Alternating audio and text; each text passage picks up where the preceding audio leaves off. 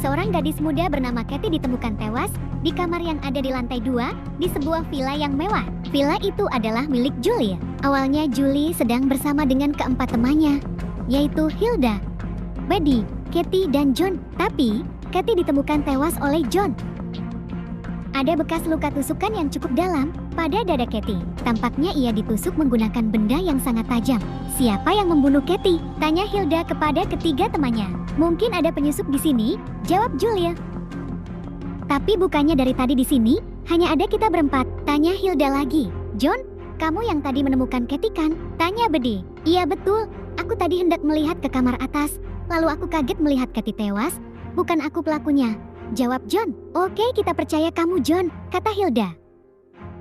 Mereka berempat awalnya berniat pergi segera dari villa untuk melaporkan ke polisi. Tapi, tidak ada kendaraan, ditambah villa ini terpencil. Mereka berlima tadinya naik mobil milik pacar Julie, dan ia sudah pergi dari villa tadi siang. Pacar Julie baru akan menjemput mereka semua besok pagi.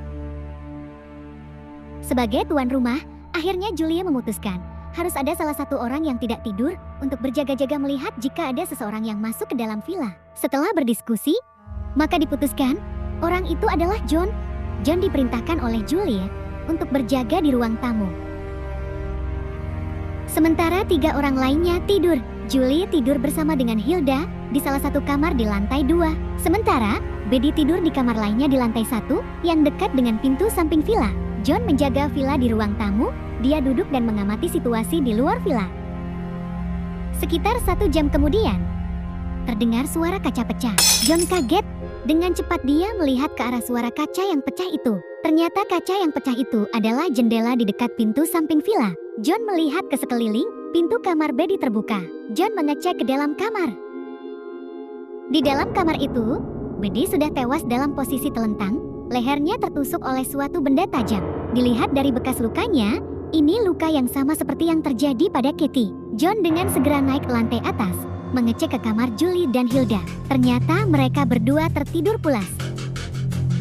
Bangun, ayo bangun, teriak John. Ada apa? Kenapa? Jawab Hilda. Buddy tewas, kata John lagi. Apa? Kok bisa? Tanya Julie. Mereka bertiga kemudian turun ke lantai bawah, melihat ke dalam kamar Buddy. Gila, ini gila. Tadi Katie, sekarang Buddy. Siapa pembunuh ini? Tanya Hilda. Bagaimana kejadiannya John? Tanya Julie. Tadi aku lagi berjaga di ruang tamu, tiba-tiba terdengar suara kaca pecah. Aku ke sana. Ternyata jendela di pintu samping villa yang pecah. Terus aku cek ke kamar Buddy. Ia sudah tewas tertusuk, kata John. Pasti ada seseorang yang masuk ke dalam villa ini. Ah, aku mau pulang. Kita pergi saja dari sini sekarang ya, pinta Hilda. Sabar Hilda. Jika pelaku itu mengawasi kita, bisa saja ia berada di luar villa dan akan membunuhmu. Lebih baik kita berpencar mencari pelakunya sekarang, kata Julie. Awalnya mereka berniat berpencar mencari pelakunya, tapi Hilda takut pembunuh itu muncul, sehingga ia mengajak John dan Julie untuk tetap berdekatan. Mereka mencari ke setiap sudut villa, ke semua kamar di villa, tetapi tidak ada yang mencurigakan. Tidak ada siapapun di sini, kecuali kita bertiga, kata John. Apa mungkin pelakunya kabur keluar villa? Tanya Hilda. Atau pelakunya adalah salah satu dari kita bertiga, kata Julie. Ah, tidak mungkin. Siapa yang melakukannya? Tanya John.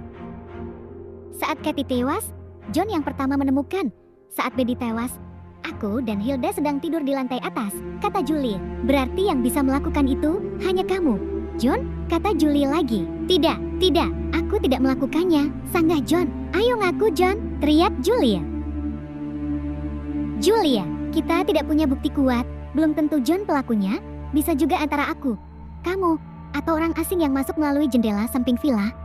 Orang itu bisa saja sudah pergi dari sini entah kemana, kata Hilda menjelaskan dengan tenang.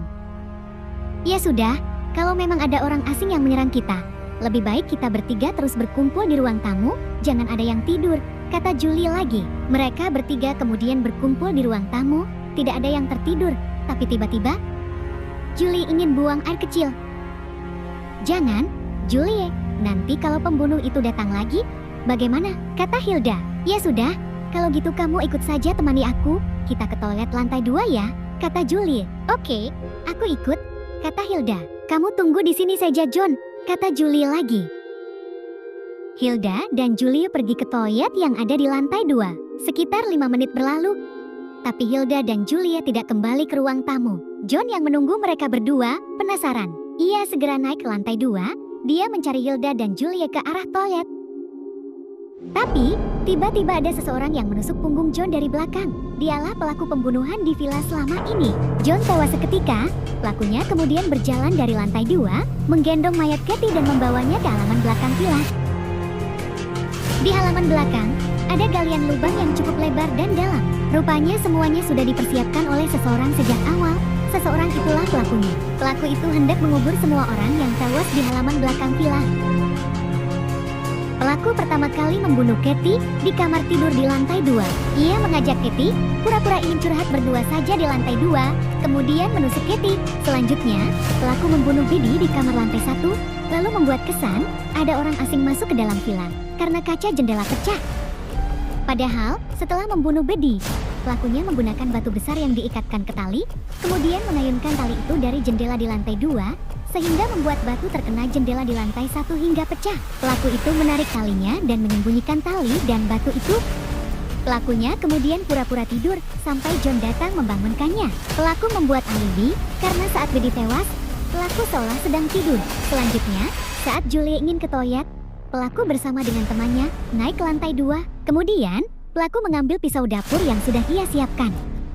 Pelaku kemudian membunuh temannya itu dengan pisau dapur yang juga dipakai untuk membunuh Kathy dan Biddy. Beberapa menit kemudian, pelaku bersembunyi di dekat tangga lantai 2, lalu menunggu John naik ke lantai 2 dan menusuk John dari belakang hingga tewas.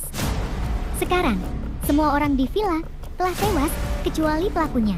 Motif pelaku adalah ia merasa dendam dengan teman-temannya yang sewaktu kecil sering membuli pelaku. Ya benar.